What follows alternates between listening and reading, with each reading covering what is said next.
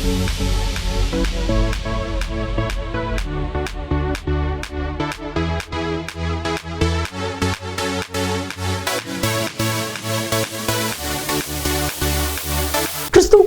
பிரியமான தெய்வ பிள்ளைகளை வெளிப்படுத்தின விசேஷம் பரலோகத்தின் சில காட்சிகள், கர்த்தராகிய இயேசு கிறிஸ்துவனுடைய வருகை, பூமியின் ராஜ்யங்களுடைய வரலாற்றினுடைய முடிவுகள், இவைகளை வெளிப்படுத்துவது தான் வெளிப்படுத்தின விசேஷம். இதனுடைய ஆசிரியர் அப்போஸ்தலனாகிய யோவான் பத்மத்துவில் சிறை கைதியாக இருக்கும் பொழுது கிரேக்க மொழியிலே எழுதப்பட்டது. பெரும்பாலும் அடையாள மொழிகளிலே எழுதப்பட்ட இந்த புத்தகம் மதிப்பிற்குரிய டாக்டர் ரெவரண்ட் பால்ராஜ் அதிசயமணி அவர்கள் மூலமாக நமக்கு டிராஸ்டிவின் மக்களுக்கு இது போதிக்கப்படுகிறது. தெய்வ மனிதர், தெய்வனால் பரிசுத்த ஆவியானவரால் வல்லமையாய் பயன்படுத்தப்படுகிற இவர்கள் கருக்கலான சத்தியங்களையும் ஆழமான உண்மைகளையும் மறைவான மறைப்பொருட்களையும் வெளிப்படுத்தி நமக்கு சொல்லி புரியக்கூடிய நல்ல தெய்வ மனிதர். தொடர்ந்து பாருங்கள். கர்த்தர் அன்பு பால்ராஜ் அவர்களை வல்லமையாய் பயன்படுத்தி வருகிறார். இந்த வெளிப்படுத்தின விசேஷம் உங்களுக்கு மிகுந்த பிரயோஜனமாக இருக்கும். கர்த்தர் உங்களை ஆசீர்வதிப்பார். ஆண்டவருடைய பிரசன்னத்தில் மீண்டுமாக உங்களை காணுகையில் அதிக மகிழ்ச்சி அடைகிறேன். இந்நாளிலும் உங்கள் மத்தியில் வந்து உறவு கொள்ளவும், ஆண்டவருடைய வசனத்தை பகிர்ந்து கொள்ளவும் தருணம் கொடுத்த ஆண்டவரை துதிப்பதோடு எனக்கு வாய்ப்பளித்த உங்களுக்கு என்னுடைய நன்றியை நான் தெரிவித்துக் கொள்கிறேன். வெளிப்படுத்தின விசேஷத்திலிருந்து சில செய்திகளை நாம் படித்து தியானித்து வருகிறோம். பலர் அவ்வப்போது கேள்விகள் கேட்டுக்கொண்டிருக்கிறீர்கள். தொலைபேசி வாயிலாக அவர்களுடைய கேள்விகளுக்கும் பதிலை சேர்த்து செய்திகளை தொகுத்து வரிசையாக உங்களுக்கு நான் கொடுத்து கொண்டிருக்கிறேன். வெளிப்படுத்தின விசேஷம் 21ஆம் 22ஆம் அதிகாரங்களுக்கு வந்துவிட்டோம். இன்னும் விரைவிலே இந்த நூலை நாம் முடிப்போம். 21ஆம் அதிகாரம் எடுத்துக்கொள்ளுங்கள். வெளிப்படுத்தின விசேஷம் 21ஆம் அதிகாரம் 7ஆம் வசனத்திலே நாம் பார்க்கும் பொழுது, ஜெயங்கொள்ளுகிறவன் எல்லாவற்றையும் சுதந்திரித்து கொள்ளுவான், நான் அவன் தேவனாயிருப்பேன், அவன் என் குமாரனாயிருப்பான் என்று ஆண்டவர் திருவுளம் பெற்றுவதாக நாம் வேதத்திலே வாசிக்கிறோம். என்னுடைய தேவன், என்னுடைய கடவுள், நான் அவருடைய குமாரன், அவருடைய பிள்ளை, அவருடைய மகன், அவருடைய புத்திரன் என்று சொல்லக்கூடிய அளவிலே ஒரு உறவு இங்கே நிறுவப்படுவதாக, நிலைத்திருப்பதாக நாம் பார்க்கிறோம். மீண்டும் அந்த வசனம் வெளிப்படுத்தின விசேஷம் 21:7, ஜெயங்கொள்ளுகிறவன், ஜெயங்கொள்ளுகிறவர்கள் நீங்கள், நான், எல்லாருமே. ஜெயங்கொள்ளுகிறவன் எல்லாவற்றையும் சுதந்திரித்து கொள்வான். எல்லாவற்றையும், ஒரு சில காரியங்களை மட்டுமல்ல, எல்லாவற்றையும் 100க்கு 100 சுதந்திரித்து கொள்ளுவான். நான் அவன் தேவனாயிருப்பேன், அவன் என் குமாரனாயிருப்பான். ஜெயங்கொள்ளுகிறவர்கள், வெற்றி பெறுகிறவர்கள், தோல்வி அடையாதவர்கள், வெற்றிக்கு மேல் வெற்றி பெறுகிறவர்கள், ஜெயிக்கிறவர்கள். வெற்றி பெறுகிறவர்கள் மட்டுமல்ல, இவர்கள் அதற்கு மேலானவர்கள். எல்லாவற்றையும் முறியடித்து மேற்கொண்டு ஆண்டவருடைய கிருபையிலே பலப்பட்டு ஆண்டவருக்கு முன்பாக மாதிரிகளாக நிற்கக்கூடியவர்கள். Not just victorious people but overcomers என்று சொல்லி இந்த வார்த்தைக்கு நாம் பதம் கொள்ளலாம். மீண்டும் 7ஆம் வசனம், ஜெயங்கொள்ளுகிறவன் என்று வாசிக்கிறோம். வேதத்திலே ஜெயங்கொள்ளுகிறவர்களை குறித்து ஏராளமான வசனங்கள் சொல்லுகின்றன. ஆனால் நாம் வெளிப்படுத்தின விசேஷத்திலே மட்டும் இருந்து நாம் ஜெயங்கொள்ளுகிறவர்கள் யார், அவர்களுடைய வர்ணனை என்ன, அவர்களுக்கு கிடைக்கக்கூடிய பரிசில்கள் என்ன என்பதை குறித்து நாம் பார்க்க இருக்கிறோம். வெளிப்படுத்தின விசேஷம் 2ஆம் அதிகாரத்திலிருந்து 3ஆம் அதிகாரம் வரை பல ஜெயம் கொள்ளுகிறவர்களை நாம் காண்கிறோம். 7 சபைகள், 7 சபைகளிலும் ஜெயம் கொள்ளுகிறவர்கள் இருக்கிறார்கள். இன்னும் ஜெயம் கொள்ள வேண்டும் என்று சொல்லி அவர்களுக்கு அறிவுறுத்தப்படுவதாக நாம் வேதத்தில் வாசிக்கிறோம். 2ஆம் அதிகாரம் எடுத்துக்கொள்ளுங்கள். வெளிப்படுத்தின விசேஷம் 2ஆம் அதிகாரம் முதலாவதாக எபேசு சபை குறித்து நாம் பார்க்க இருக்கிறோம். எபேசு சபை குறித்து நாம் பார்க்கும் பொழுது 7ஆம் வசனத்திலே வெளிப்படுத்தின விசேஷம் 2:7, ஆவியானவர் சபைகளுக்கு சொல்லுகிறதை காதுள்ளவன் கேட்க கடவன், ஜெயங்கொள்ளுகிறவன் எவனோ அவனுக்கு தேவனுடைய பரதீசின் மத்தியில் இருக்கிற ஜீவ விருட்சத்தின் கனியை புசிக்க கொடுப்பேன் என்று எழுது என்று சொல்லப்படுவதாக நாம் பார்க்கிறோம். எபேசு சபை மொத்தம் சின்ன ஆசியாவில் 7 சபைகள். இந்த எபேசு சபையை தாய் சபை என்று கூட நாம் சொல்லலாம். அதில் ஏகப்பட்ட சிறப்புகள் இருப்பதாக முதலாவதாக நாம் பார்க்கிறோம். என்னென்ன சிறப்புகள் அங்கே?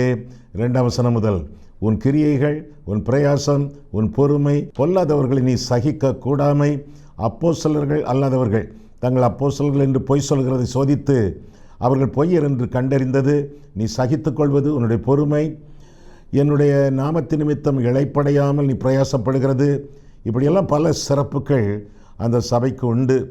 நான் வெறுக்கிற நிக்கோலாய் மஸ்தரின் கிரியைகளை நீயும் வெறுக்கிறாய் என்று சொல்லக்கூடிய காரியங்கள், ஏகப்பட்ட சிறப்புகள் உள்ள இந்த சபையிலே ஒரு சிறுமையும் காணப்பட்டது. என்ன? ஆதி அன்பை நீ இழந்து போனாய். 4ஆம் வசனம், ஆனாலும் நீ ஆதியில் கொண்டிருந்த அன்பை விட்டாய் என்று உன் பேரில் எனக்கு குறை உண்டு. ஆகையால் நீ இன்ன நிலைமையிலிருந்து விழுந்தாய் என்பதை நினை, மனந்திரும்பு, ஆதியில் செய்த கிரியைகளை செய்வாயாக. ரிமெம்பர், ரிப்பண்ட் அண்ட் ரீடு என்று சொல்லி அங்கே அறிவுறுத்தப்படுவதாக பார்க்கிறோம். தொடர்ந்து 7ஆம் வசனத்திலே ஆவியானவர் சபைகளுக்கு சொல்லுகிறதை காதுள்ளவன் கேட்க கடவன். ஜெயங்கொள்ளுகிறவன் எவனோ? இங்கே ஜெயங்கொள்ளுகிறவன் யார்? ஆதி அன்பை இழந்தவன் மீண்டும் வந்த அன்பிலே வளர வேண்டும், விருத்தி அடைய வேண்டும் என்பதாகும். ஜெயங்கொள்ளுகிறவர்கள் ஆதி அன்பை நினைவு கூர்ந்து ஆதியிலே செய்த அன்பின் கிரியைகளை எல்லாம் தங்களுடைய வாழ்க்கையை மீண்டுமாக செய்ய வேண்டும் என்பதே இங்கே சொல்லப்படக்கூடிய புத்திமதியாகும். இவர்களுக்கு கிடைக்கக்கூடிய பரிசில் என்ன? 7ஆம் வசனம் மீண்டும், ஆவியானவர் சபைகளுக்கு சொல்லுகிறதை காதுள்ளவன் கேட்க கடவன். ஜெயங்கொள்ளுகிறவன் எவனோ அவனுக்கு தேவனுடைய பரதீசின் மத்தியில் இருக்கிற ஜீவ விருட்சத்தின் கனியை புசிக்க கொடுப்பேன் என்று எழுது என்று சொல்லப்பட்டிருக்கிறது. ஜீவ விருட்சம் ஏதேன் தோட்டம், ஏறக்குறைய பரதீஸ் என்று அழைக்கப்படக்கூடிய ஒரு தோட்டம். அதில் மத்தியிலே ஆண்டவர் 2 விருட்சங்களை வைத்திருந்தார்.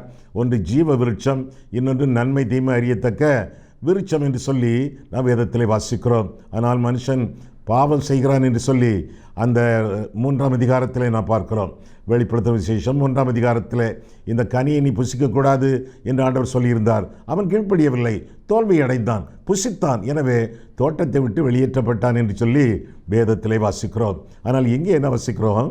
ஜெயங்கொள்ளுகிறவர்கள் மீண்டும் தோட்டத்திற்குள்ளே வரவழைக்கப்படுவார்கள். மீண்டுமாக அவர்கள் ஜீவ விருட்சத்தின் கனியை பற்றுவது மட்டுமல்ல, பிடிப்பது மட்டுமல்ல, புசிப்பார்கள் என்று சொல்லி அந்த பகுதியிலே நாம் வாசிக்கிறோம். இப்படி புசித்தவர்கள், மீண்டு வந்து புசித்தவர்கள் யாராவது உண்டா? ஒரு ஆள் உண்டே, நமக்கு தெரிந்த ஆள். சிலுவை கள்ளன் மனம் திரும்பினான், ஆண்டவரிடத்தில் மண்டியிட்டான், ஆண்டவரை நோக்கி ஜெபித்தான். உம்முடைய ராஜ்யத்தில் வரும்போது அடியேனை நினைத்து கொள்ளாதேயும் என்று சொன்னான். அவனுக்கு மீண்டும் பரதீசம் பரிசளிக்கப்பட்டது என்று சொல்லி வேதத்தில் வாசிக்கிறோமே. ஆக ஜீவ விருட்சத்தின் கனி அவனுடைய கைக்கு எட்டியது என்று சொல்லி நாம் பொருள் கொள்ளலாம். நம்முடைய வாழ்க்கையிலே கூட பாவத்திலிருந்து மனம் திரும்பி தேவ அன்பை மீண்டும் தரித்து கொண்டவர்களாய் அன்பின் கிரியைகளை நாம் ஆற்றும் பொழுது நிச்சயமாக நமக்கும் ஜெயம் உண்டு. ஜெயம் எப்படி வருகிறது? 1 யோவான் 5ஆம் அதிகாரம் 4-5 வசனங்களிலே பார்க்கும் பொழுது நம்முடைய விசுவாசமே உலகத்தை ஜெயிக்கும் ஜெயம் என்று சொல்லி வேதம் நமக்கு கற்றுக் கொடுக்கிறது. ஜீவ விருட்சத்தின் கனியை அவன் பெற்றுக்கொள்ளக்கூடிய அளவிலே ஆண்டவர் ஆசீர்வதிக்கிறார் என்று சொல்லி வேதம் நமக்கு கற்றுக் கொடுக்கிறது. பரதீசு மீண்டும் அவனுக்கு சொந்தமாகிறது என்று சொல்லியும் வாசிக்கிறோம். இது எபேசுவிலே ஜெயங்கொள்ளுகிறவர்களுடைய வாழ்க்கையிலே நடக்கக்கூடிய காரியமாக நாம் வேதத்திலே வாசிக்கிறோம். 2வதாக சிம்ர சபை குறித்து நாம் பார்க்கும் பொழுது வெளிப்படுத்தும் விசேஷம் 2:11, ஆவியானவர் சபைகளுக்கு சொல்லுகிறதை காதுள்ளவன் கேட்க கடவன். ஜெயங்கொள்ளுகிறவன் 2ஆம் மரணத்தினால் சேதப்படுவதில்லை என்றெழுது. 2ஆம் மரணம்னா நரகம், அக்கினி கடல். 2ஆம் மரணத்தினால் சேதப்படுவதில்லை. ஆனால் சில சிறப்புகள் அந்த சபையிலே சொல்லப்பட்டிருக்கிறது என்று சொல்லியும் நாம் வேதத்தில் வாசிக்கிறோம். 9ஆம் வசனம் பாருங்கள். உன் கிரியைகள், கடவுளுக்காக நீ படக்கூடிய உபத்திரவங்கள், பின்ன ஐஸ்வர்யனாக இருந்தும் உனக்கு இருக்கக்கூடிய தரித்திரம், ஒருவேளை இருக்கக்கூடிய ஐஸ்வர்யங்களை எல்லாம் ஏழைகளுக்கும் இயேசுவின் ஊழியங்களுக்கும் பங்கிடக்கூடிய ஒரு சபை என்று சொல்லி நாம் பார்க்கலாம். சகை அப்படித்தானே ஜெபித்தான். ஆண்டவருக்கு தன்னை அர்ப்பணிக்கும் பொழுது, நான் எதையாகிலும் அநியாயமாய் வஞ்சித்தது உண்டானால் நாளத்தனே திருப்பி கொடுப்பேன், என் ஆஸ்தியிலே பாதியை ஏழைகளுக்கு கொடுப்பேன். ஒரு காலத்தில் சகையோ ஐஸ்வர்யவான், இப்பொழுது அவன் ஏழை பங்காளன். அந்த அளவுக்கு அவனுடைய வாழ்க்கையிலே மாற்றம், மறுபிறப்பின் அனுபவம் காணப்பட்டது என்று சொல்லி வேதத்திலே தெளிவாக வாசிக்கிறோம். தொடர்ந்து பார்க்கும் பொழுது, உங்களில் சிலரை காவலில் போடுவான். 10 நாள் உபத்திரவப்படுவீர்கள். சரியா 10 நாளா? 10 நாள்னா கொஞ்ச காலம்னு அர்த்தம். 10 நாள் என்பது ஒரு சொல் வழக்கு. 72 தடவை உங்கள்கிட்ட நான் சொல்லியாச்சு அப்படின்னு சொல்லுவாங்களே, 72 தடவை எங்கே சொன்னாங்க? பல தடவைன்னு அர்த்தம். அதுபோல் 10 நாள், கொஞ்ச காலம்னு அர்த்தம், 10 நாள் உபத்திரவப்படுவீர்கள். ஆகிலும் நீ மரண பரியந்த உண்மையாயிரு, அப்பொழுது ஜீவ கிரீடத்தை நான் உனக்கு தருவேன். ஆக உண்மையாக இருக்க அழைக்கப்படக்கூடிய சிமர்னா, அதற்கு கிடைக்கப்பெறக்கூடிய ஆசீர்வாதம் என்ன? ஜீவ கிரீடம் என்று சொல்லி வேதத்திலே வாசிக்கிறோம். சில கிரீடங்கள் பரிதாபமான கிரீடங்கள். ஒரு காலத்தில் ஓட்டப்பந்தயத்தில் ஜெயிக்கிறவர்களுக்கு கிரேக்கர்கள் ஒலிவ இலையினால் செய்யப்படக்கூடிய கிரீடத்தை அவர்கள் கொடுப்பார்களாம். அந்த இலை ஒரே நாளில் காய்ந்து போகும், பிரயோஜனம் இல்லை. ஆனால் ஆண்டவர் தரக்கூடிய கிரீடம் ஜீவ கிரீடம் என்று சொல்லி வேதம் நமக்கு கற்றுக் கொடுக்கிறது. ஆக ஜெயங்கொள்ளுகிறவர்களுக்கு எபேசு சபையிலே ஆதி அன்பை இழந்த அந்த சபை ஜெயங்கொள்ளும் பொழுது என்ன வசிக்கிறோம்? ஜீவ விருட்சத்தின் கனி, இங்கே ஜீவ கிரீடம் என்று சொல்லி பார்க்கிறோம். ஜெயங்கொண்டால் பாவத்தை, உலகத்தை, மாம்சத்தை, பிசாசை ஜெயங்கொண்டு இந்த உலகத்தில் வாழும் பொழுது என்னென்ன விண்ணக ஆசீர்வாதங்கள், ஆவிக்குரிய ஆசீர்வாதங்கள் நமக்கு அருளப்படுகின்றன என்று சொல்லி நாம் வேதத்திலே வாசிக்கிறோம். சரி, மூன்றாவதாக பெர்கமு சபை என்று சொல்லி நாம் பார்க்கிறோம். 12ஆம் வசனம், பெர்கமு சபையின் தூதனுக்கு நீ எழுத வேண்டியது என்னவெனில், இருபுறமும் கருக்குள்ள பட்டயத்தை உடையவர் சொல்லுகிறதாவது. பயங்கரமாக தன்னை காட்டிக்கொண்டு இந்த திருமுகத்தை, இந்த கடிதத்தை ஆண்டவர் எழுதச் செய்வதாக வேதத்திலே வாசிக்கிறோம். சிறப்புகள் இருக்கின்றன. என்னென்ன? 13, உன் கிரியைகள்னா நற்கிரியைகள், தேவனுக்கு பிரியமான கிரியைகள். சாத்தானுடைய சிங்காசனம் இருக்கிற இடத்தில் நீ குடியிருக்கிறாய். சாத்தானுடைய சிங்காசனம்னா சாத்தான் வணக்கம், விக்கிரக வணக்கம். அந்த காலத்திலே ரோமர்கள் அல்லது ரோம பிராந்தியத்தில் உள்ள மற்ற நாடுகள் அவர்கள் வணங்கிய முக்கியமான ஒரு விக்கிரகம் சக்கரவர்த்தி, ராயன், சீசர் வணக்கம் இருந்தது என்று சொல்லி நாம் அந்த காலத்து வரலாற்றிலிருந்து அறிந்து கொள்கிறோம். சாத்தானுடைய சிங்காசனம் இருக்கிற இடத்தில் நீ குடியிருக்கிறதையும் நீ நாமத்தை பற்றி கொண்டிருக்கிறதையும் பெரிய காரியம் அல்லவா? இன்னும் இப்பேற்பட்ட பரிதாபமான பயங்கரமான சூழ்நிலையிலும் ஆண்டவருடைய நாமத்தை பற்றி கொண்டிருக்கிறார்களே, பெரிய காரியம். பெர்கமு என்ற வார்த்தைக்கு அர்த்தம் திருமணம் என்பதாகும். கணவனுக்கு மனைவிக்கும் உள்ள உடன்படிக்கையின் உறவு பற்றி கொண்டிருக்கிறாய் என்று ஆண்டவர் பாராட்டுவதாக பார்க்கிறோம். சாத்தான் குடிகொண்டிருக்கிற இடத்திலே உங்களுக்குள்ளே, பெர்கமு சபைக்குள்ளே எனக்கு உண்மையுள்ள சாட்சியான அந்திப்பா என்பவன் கொல்லப்பட்ட நாட்களிலும் என்னை பற்றும் விசுவாசத்தை பற்றி கொண்டிருக்கக்கூடிய சபை, ஆண்டவரை விடாமல் பற்றி கொண்டிருக்கக்கூடிய சபை என்று சொல்லி அவர்களை குறித்து நாம் பார்க்கிறோம். நீ மறுதலியாமல் இருந்ததையும் அறிந்திருக்கிறேன். மறுதலியாத ஒரு வாழ்க்கை, பேதுருவை போல மறுதலித்த ஒரு வாழ்க்கை அல்ல, மறுதலியாத வாழ்க்கை. எந்த இடத்திலும் இயேசு அவரை கனம் பண்ணி வாழக்கூடிய ஒரு வாழ்க்கை அந்த பெர்கமு சபையிலே இருந்ததாக நாம் பார்க்கிறோம். ஆகிலும் சில குறைகள், சில பாவங்கள் அந்த சபையிலே தலைவிரித்து தாண்டவமாடின. என்னென்ன? 14ஆம் வசனத்தை பாருங்கள். ஆகிலும் சில காரியங்களை குறித்து உன் பேரிலே எனக்கு குறை உண்டு. விக்கிரகங்களுக்கு படைத்தவர்களை புசிப்பதற்கும் வேசித்தனம் பண்ணுவதற்கும் ஏதுவான இடரலை இஸ்ரவேல் புத்திரர் முன்பாக போடும்படி பாலாக் என்பவனுக்கு போதனை செய்த பிலேயாமுடைய போதகத்தை கைக்கொள்ளுகிறவர்கள் உன்னிடத்தில் உண்டு. என்னது? விக்கிரக வணக்கம், வேசித்தனம். இந்த போதனைகளை சொல்லிக் கொடுத்தது யார்? பிலேயாம். இஸ்ரவேல் ஜனங்களை சபிக்க சென்றவன். அவனால் முடியவில்லை. மாறாக இஸ்ரவேல் ஜனங்களை பாலாக்கோடு சேர்ந்து, அரசனோடு சேர்ந்து அழிக்க பிரயாசப்பட்ட இவன் ஒரு ஐடியா கொடுக்கிறான். என்ன? உங்களுடைய ஜனங்கள், இஸ்ரவேல் ஜனங்கள் இந்த உங்கள் மோவாபிய ஜனங்களோடு மிங்கிள் பண்ணினால், கலந்துரையாடி வாழ்ந்தால், கலந்துறவு கொண்டால் நிச்சயமாக உங்கள் ஜனம் கெட்டு போகும், கடவுளை அவர்களை கொன்று விடுவார்கள் என்ற போதனையை கொடுத்து விட்டு சென்றதாக பார்க்கிறோம். கள்ள போதனை, துன்மார்க்கமான போதனை, களங்கப்படுத்தக்கூடிய போதனை. இந்த போதனைக்கு பிலேயாமுக்கு கிடைத்த பரிசு என்ன? பட்டயத்தினால் வெட்டப்பட்டு மரித்தான் என்று சொல்லி வரலாறு நமக்கு அறிவிக்கிறது. சரி, 2 காரியங்கள். 1 விக்கிரக வணக்கம், 2 வேசித்தனம். 15 அப்படியே நிக்கோலாய் மதஸ்தருடைய போதகத்தை கைக்கொள்ளுகிறவர்களும் உன்னிடத்தில் உண்டு. அதை நான் வெறுக்கிறேன். நிக்கோலாய் மதஸ்தருடைய போதகம் அது என்னது? வேதம் சொல்லவில்லை, வரலாறு சொல்லுகிறது. உங்களுடைய சரீரத்திற்காக வாழுங்கள். ஆத்மா என்று ஒன்றுமே கிடையாது.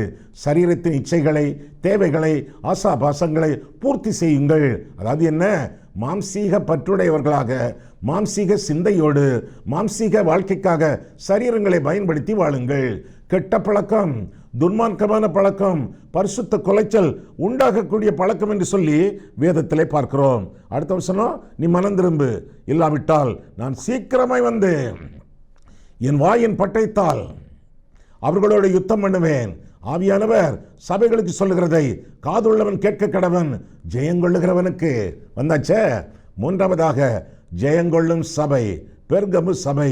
ஜெயங்கொள்ளுகிறவனுக்கு நான் மறைவான மன்னாவை புசிக்க கொடுத்து அவனுக்கு வெண்மையான குறிக்கல்லையும் அந்த கல்லின் மேல் எழுதப்பட்டதும் அதை பெறுகிறவனை அன்றி வேறொருவனும் அறியக்கூடாதுமாகிய புதிய நாமத்தையும் கொடுப்பேன் என்று எழுது என்று சொல்லப்பட்டிருக்கிறது. மறைவான மன்னா. இஸ்ரவேல் ஜனங்கள் வனாந்தரத்தினூடாக கடந்து வரும் பொழுது அவர்களுக்கு மன்னா கொடுக்கப்பட்டது, வானத்திலிருந்து மன்னா கொடுக்கப்பட்டது. புதிய ஏற்பாட்டிலே அந்த மன்னா ஜீவ அப்பமாகிய இயேசுவாக மாறியது. சரி, ஆனால் வனாந்தரத்தை விட்டு அவர்கள் கடந்து யோர்தான் வழியாக வந்து அதையும் கடந்து கானானுக்குள்ளே பிரவேசித்த பொழுது அந்த மன்னா நிறுத்தப்பட்டது. நிறுத்தப்பட்ட மன்னாவிலே சில பகுதிகள் உடன்படிக்கை பெட்டிக்குள்ளே வைக்கப்பட்டன. உடன்படிக்கை பெட்டிக்குள்ளே மன்னா அப்படின்னு என்ன அர்த்தம்? மறைத்து வைக்கப்பட்ட மன்னா என்று சொல்லி வேதத்திலே வாசிக்கிறோம். அந்த மறைவான மன்னா இயேசுவாக உங்களுக்கு கொடுக்கப்படுகிறது என்று சொல்லி இங்கே புத்திமதி சொல்லப்பட்டதாக வேதத்திலே வாசிக்கிறோம். இனி மறைவான மன்னா இல்லை, இனி நிறைவான மன்னா, உங்களுக்கு வெளிப்படுத்தப்பட்ட மன்னா. ஆண்டவராக இயேசு கிறிஸ்து ஜீவ அப்பம் புசியுங்கள் என்று சொல்லி பரிசளிக்கப்படுகிறது. வெண்மையான குறிக்கோள், குற்றவாளியா குற்றவாளி இல்லையா என்று கண்டுபிடிக்க அந்த கால நியாயாதிபதிகள் கருங்கல்லையும் வெண்கல்லையும் பயன்படுத்துவார்கள். வெண்மையான குறிக்கல், அப்பொழுது சீட்டு போட்டு எடுப்பார்களே, அதே மாதிரி வெண்மையான கல் விழுந்தால் அவன் நிரபராதி என்று சொல்லி அவனுக்கு விடுதலை கொடுப்பார்கள்.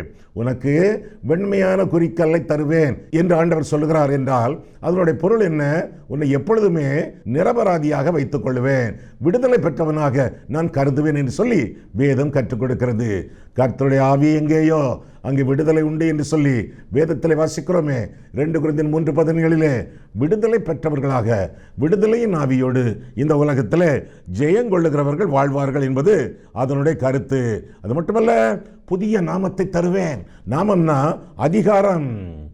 அதிகாரம் இப்பொழுது உனக்கு இருக்கக்கூடிய அதிகாரம் போதாது, ஆவிக்குரிய அதிகாரம் நான் உனக்கு தருவேன். நாமம் என்றாலே அதிகாரம் என்பது பொருளாகும். அவருடைய நாமத்தின் மேல் விசுவாசம் உள்ளவர்களாய் அவரை ஏற்றுக்கொண்டவர்கள் எத்தனை பேர்களோ அத்தனை பேர்களும் தேவனுடைய பிள்ளைகளாகும்படி அவர்களுக்கு அதிகாரம் கொடுப்பேன் என்று ஆண்டவர் திருவுளம் பற்றினாரே. யோவான் 1:12 புதிய நாமம், புதிய அதிகாரத்தை ஜெயங்கொள்ளுகிறவனுக்கு கொடுப்பேன் என்று சொல்லி ஆண்டவர் திருவுளம் பெற்றுவதாக வேதம் சொல்கிறது. இன்னொரு சபை தியத்தீரா சபை என்று சொல்லி அந்த சபை குறித்தும் நாம் பார்க்கிறோம். 18 பாருங்கள். தியத்தீரா சபையின் தூதனுக்கு நீ எழுத வேண்டியது என்னவெனில், அக்கினி ஜுவாலை போன்ற கண்களும், அப்படின்னா எல்லாவற்றையும் ஆராய்ந்து அறியக்கூடிய கண்கள், 7 கண்கள், பூமி மீதெங்கும் உலாவி வரக்கூடிய கண்கள், எல்லாவற்றையும் பார்க்கக்கூடிய கண்கள், பரிசுத்தமானதை மட்டுமல்ல பாவமான காரியங்களையும் பார்க்கக்கூடிய கண்கள். ஐயா, நான் பாவம் செய்தா அதை யார் பார்க்கா? எனக்கு அந்த பாவத்துக்குள்ள தொடர்பு, அவ்வளோதானே. யார் அதை பார்க்காங்க? எந்த ஒரு பாவமும் அந்தரங்க பாவம் அல்ல, எந்த ஒரு பாவமும் பகிரங்கமான பாவம். குறைந்தது 5 பேர் நீங்கள் செய்யும் பாவத்தை, நான் செய்யும் பாவத்தை பார்க்கிறார்களே. யாரெல்லாம் பார்க்கிறாங்க? பிதா பார்க்கிறார், குமாரன் பார்க்கிறார், பரிசுத்த ஆவி பார்க்கிறார், தூதர்கள் பார்த்து கொண்டிருக்கின்றனர், பிசாசுகள் பார்க்கின்றன. எந்த ஒரு பாவமும் அந்தரங்க பாவம் அல்ல. அக்கினிமயமான கண்கள், அந்த கண்கள் மூலமாக ஆண்டவர் கவனிக்கிறார், பார்க்கிறார். பிரகாசமான வெண்கலம் போன்ற பாதங்கள் உள்ள தேவகுமாரன், தேவகுமாரன் வெண்கல பாதங்கள். வெண்கலம்னா நியாய தீர்ப்பு என்ற அர்த்தம். நியாயம் தீர்க்கக்கூடிய ஆண்டவர், பார்க்கிறவர், பழுதானவற்றை, பாவமானவற்றை, பரிசுத்த குலைச்சல் ஆனவற்றை பார்க்கிறார். உடனே வெண்கல பாதம். நியாயம் தீர்க்க ஆண்டவர் தயாராகி விடுவதாக நாம் வேதத்தில் வாசிக்கிறோம். தொடர்ந்து 19 உன் கிரியைகள், உன் அன்பு, உன் ஊழியம், உன் விசுவாசம், உன் பொறுமை, நீ முன்பு செய்த கிரியைகளிலும் பின்பு செய்த கிரியைகள் அதிகம். இப்படி ஏகப்பட்ட பாராட்டுகள் தியத்தீரா சபைக்கு கொடுக்கப்படுவதாக நாம் வேதத்தில் வாசிக்கிறோம். குறை உண்டா? உண்டு, பெருங்குறை. எங்கே? 20. ஆகிலும் உன் பேரில் எனக்கு குறை உண்டு. என்னவெனில், தன்னை தீர்க்கதரிசி என்று சொல்கிற யேசபேல் என்னும் ஸ்திரீயானவள் என்னுடைய ஊழியக்காரர் வேசித்தனம் பண்ணவும் விக்கிரகங்களை படைத்தவர்களை புசிக்கவும் அவர்களுக்கு போதித்து அவர்களை வஞ்சிக்கும்படி நீ அவளுக்கு இடம் கொடுக்கிறாய். வேசித்தனம், விக்கிரகம், வஞ்சனை மூன்றும் இந்த சபையிலே காணப்படுவதாக பார்க்கிறோம். அதனுடைய விளைவுகள் என்ன? தொடர்ந்து அவள் மனம் திரும்பும்படியாய் அவளுக்கு தவணை கொடுத்தேன். சும்மா அடிச்சிடல, தவணை, தவணைக்கு மேல் தவணை, தவணை கொடுக்கக்கூடிய ஆண்டவர் என்று சொல்லி வேதத்தில் வாசிக்கிறோமே. பர்னபாவுக்கு ஆண்டவர் தவணை கொடுத்தார், பவுலுக்கு ஆண்டவர் தவணை கொடுத்தார், பேதுருக்கு ஆண்டவர் தவணை கொடுத்தார், யோவான் மார்க்கு அவனுக்கு ஆண்டவர் தவணை கொடுத்தார், தாவீது அவனுக்கு ஆண்டவர் தவணை கொடுத்தார், சவுல் அவனுக்கு தவணைக்கு மேல் தவணை கொடுத்தார். தவணை கொடுக்கும் ஆண்டவர் இந்த ஒரு வருஷம் மாத்திரம் இருக்கட்டும், கனி கொடுத்தால் சரி, இல்லாவிட்டால் வெட்டி போடலாம் என்று சொல்லி அத்திமரத்துக்கு கூட ஆண்டவர் தவணை கொடுத்ததாக லூக்கா 13ஆம் அதிகாரத்திலே நாம் பார்க்கிறோம். அது தகுதி பெற்ற மரம். அந்த அத்திமரம் என்ன தகுதி? திராட்சை தோட்டத்திலே திராட்சை செடிகளை நடுவார்கள், அத்தி தோட்டத்திலே அத்தி மரங்களை நடுவார்கள். ஆனால் திராட்சை தோட்டத்திலே அத்தி மரத்தை நட மாட்டார்கள். ஏனென்றால் ஒரு அத்தி மரம் வளரக்கூடிய இடத்திலே 60 திராட்சை செடிகளை நடலாமாம். அப்போ அத்தி மரத்தை அங்கேதான் நட்டார்கள், திராட்சை தோட்டத்திலே அத்தி மரம் என்று சொல்லி லூக்கா 13ஆம் அதிகாரம் 6ஆம் வசனம் முதலாக நாம் வாசிக்கிறோம். அப்படி தகுதி கொடுத்தும், திராட்சை தோட்டத்திற்கு கொடுக்கக்கூடிய தகுதி கொடுத்தும் அந்த அத்திமரம் தகுதி பெற்ற மரமாக இருந்தாலும் தவறிவிட்ட மரம், கனி கொடுக்க தவறியது. எனவே ஆண்டவர் உடனடியாக வெட்டி போடவில்லை, தவணை கொடுக்கக்கூடிய மரமாக அந்த மரத்தை மாற்றினார். இன்னும் ஒரு வருஷம் இருக்கட்டும், நமக்கு இன்னும் எத்தனை வருஷங்கள் காத்திருக்கின்றன? எனக்கு 80 வயதாக போகிறது, இன்னும் எத்தனை நாள் இருப்பேன் என்று எனக்கு தெரியாது. ஆனால் என்னுடைய உள்ளான ஒரு குரல் சொல்லிக்கொண்டே இருக்கிறது, நீ சாக போகிறாய், உன் வீட்டு காரியங்களை ஒழுங்குபடுத்து, எல்லாவற்றிற்கும் நான் தயாராக ஆயத்தமாக இருக்க வேண்டும். நான் மட்டுமா? நீங்களும் தான். ஆண்டவர் தவணைக்கு மேல் தவணை கொடுத்து உங்களையும் இன்னும் உயிரோடு வைத்திருக்கிறார். தவணை பெற்ற மரங்களாக நீங்கள் ஜீவித்துக் கொண்டிருக்கிறீர்கள். எனவே மனம் திரும்பி ஆண்டவர் நமக்கு சொல்லக்கூடியதை நாம் செய்ய வேண்டியது நம்முடைய கடமை. அவள் மனம் திரும்பும்படியாய் அவளுக்கு தவணை கொடுத்தேன். தன் வேசி மார்க்கத்தை விட்டு மனம் திரும்ப அவளுக்கு விருப்பமில்லை. 22 தண்டனை. இதோ நான் அவளை கட்டில் கடையாக்கி அவளுடனே விபசாரம் செய்தவர்கள் தங்களுடைய கிரியைகளை விட்டு மனம் திரும்பாவிட்டால் அவர்களையும் மிகுந்த உபத்திரவத்திலே தள்ளி, முதலாவதாக அவளை, இரண்டாவதாக அவளுடைய கூட்டாளிகளை, மூன்றாவதாக 23 அவளுடைய பிள்ளைகளையும் கொல்லவே கொல்லுவேன். கொல்லுவேன் என்று சொல்லவில்லை, கொல்லவே கொல்லுவேன் அப்படின்னா நிச்சயமாக கொல்லுவேன். அப்பொழுது நானே உள்ளிந்திரியங்களையும் இருதயங்களையும் ஆராய்கிறவன் என்று எல்லா சபைகளும் அறிந்து கொள்ளும். அன்றியும் உங்களில் ஒவ்வொருவனுக்கும் உங்கள் கிரியைகளின்படியே பலன் அளிப்பேன் என்று சொல்லி ஆண்டவர் திருமணம் பெற்றுவதாக நாம் வேதத்திலே வாசிக்கிறோம்.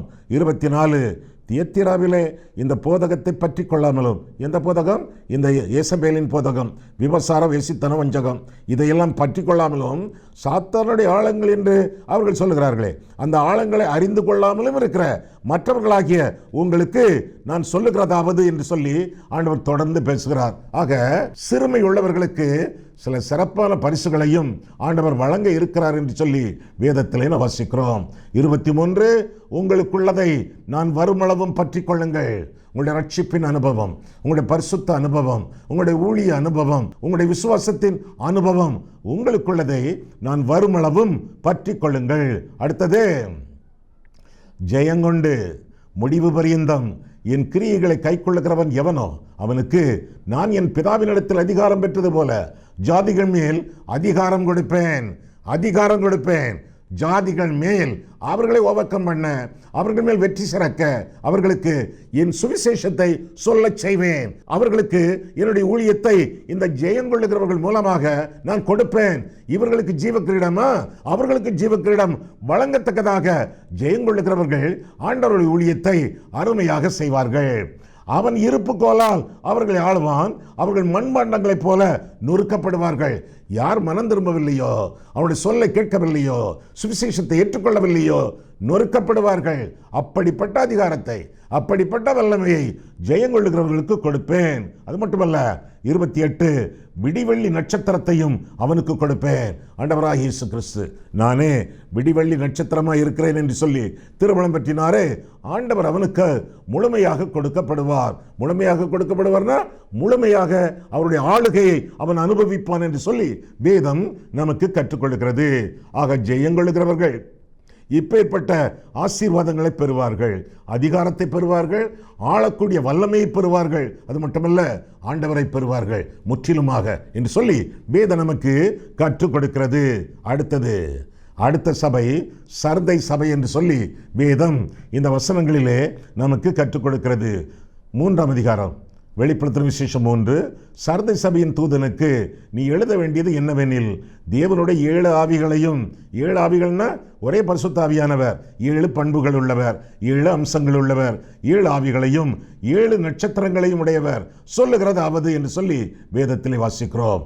7 நட்சத்திரங்கள், 7 நட்சத்திரங்கள்னா 7 தூதர்கள், 7 குத்து விளக்குகள்னா 7 சபைகள். இதையெல்லாம் ஏற்கனவே நாம் பார்த்து விட்டோம் 1ஆம் அதிகாரம் கடைசி வசனங்களிலே. சரி, மீண்டும் அதே வசனம். சர்தை சபையின் தூதனுக்கு நீ எழுத வேண்டியது என்னவெனில், தேவனுடைய 7 ஆவிகளையும் 7 நட்சத்திரங்களை உடையவர் சொல்லுகிறதாவது, உன் கிரியைகளை அறிந்திருக்கிறேன். உயிர் உள்ளவன் என்று பெயர் கொண்டிருந்தும் செத்தவனா இருக்கிறான் என்று பாரப்படுவதாக பார்க்கிறோம். நீ விழித்துக்கொண்டு, அப்படின்னா நீ உயிரோடு செத்தவன் என்று சொல்லி அர்த்தம். ஏனென்றால் முற்றிலுமாக சாகவில்லை, நீ விழித்துக்கொண்டு என்று ஆண்டவர் சொல்லுகிறாரே. நீ விழித்துக்கொண்டு சாகிறதற்கு ஏதுவாக இருக்கிறவைகளை ஸ்திரப்படுத்து. உன் கிரியைகள் தேவனுக்கு முன் நிறைவுள்ளவைகளாக நான் காணவில்லை. செய்ய வேண்டியது என்ன? ஆகையால் நீ கேட்டு பெற்றுக்கொண்ட வகையை நினைவு கூர்ந்து அதை கை கொண்டு, அதாவது ரட்சிக்கப்பட்டிருக்கிறாயே அந்த ரட்சிப்பை நீ காத்துக்கொள். நீ கேட்டு பெற்றுக்கொண்ட வகையை நினைவு கூர்ந்து அதை கை கொண்டு மனம் திரும்பு. நீ விழித்திராவிட்டால் திருடனை போல உன்மேல் வருவேன். நினையாத வேளையிலே நான் உன்மேல் வருவேன். நான் உன்மேல் வரும் வேளையை அறியாதிருப்பாய். பாராட்டுக்களும் குவிவதாக நாம் பார்க்கிறோமே. 4ஆம் வசனம். ஆனாலும் தங்களுடைய வஸ்திரங்களை, தங்களுடைய வாழ்க்கையை, தங்களுடைய பரிசுத்த ஜீவியத்தை அசுசிப்படுத்தாத, அசிங்கப்படுத்தாத, அருவருப்பு உண்டாக்காத சில பேர் சர்தையிலும் உனக்குண்டு. அவர்கள் பாத்திரவான்களானபடியால் வெண்வஸ்திரம் தரித்து என்னோட கூட நடப்பார்கள். ஜெயங்கொள்ளுகிறவன் எவனோ? ஜெயங்கொள்ளுகிறவர்கள் அவனுக்கு வெண்வஸ்திரம் தரிப்பிக்கப்படும். ஜீவ புஸ்தகத்திலிருந்து அவனுடைய நாமத்தை நான் கிறுக்கி போடாமல் என் பிதா முன்பாகவும் அவருடைய தூதர் முன்பாகவும் அவன் நாமத்தை அறிக்கையிடுவேன். ஆவியானவர் சபைகளுக்கு சொல்லுகிறதை காது உள்ளவன் கேட்க கடவன் என்றெழுது என்று சொல்வதாக வேதத்திலே வாசிக்கிறோம். ஜெயங்கொள்ளுகிறவர்கள் அவர்களுக்கு வெண்வஸ்திரம், பரிசுத்த ஜீவியம், பரிசுத்த ஜீவியத்திற்கடுத்த பலாபலன். அது மட்டுமல்ல, அவருடைய பெயர் இன்னும் ஜீவ புஸ்தகத்தில் இருக்கிறது. எவ்வளவு பாவங்கள் செய்தாலும் இன்னும் ஜீவ புஸ்தகத்தில் இருக்கிறது. தவணை கொடுக்கிறேன், கிறுக்கி போட மாட்டேன். மனம் திரும்பு.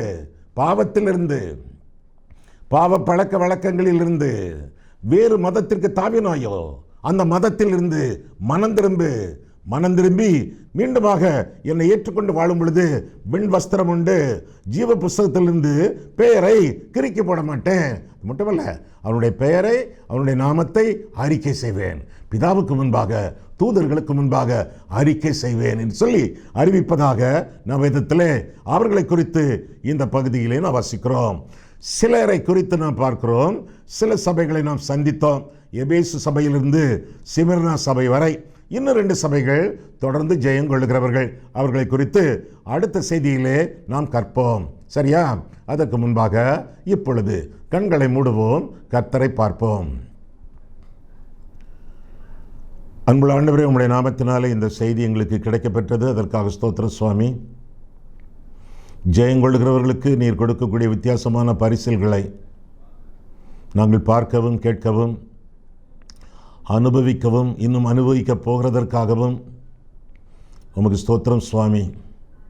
எபேசு சபையைப் போல நாங்கள் ஆதி அன்பை இழந்திருந்தோமானால் மீண்டுமாக அந்த அன்பினால் நிரப்பப்படத்தக்கதாக எங்களை ஆசீர்வதியும் ஆண்டவரே.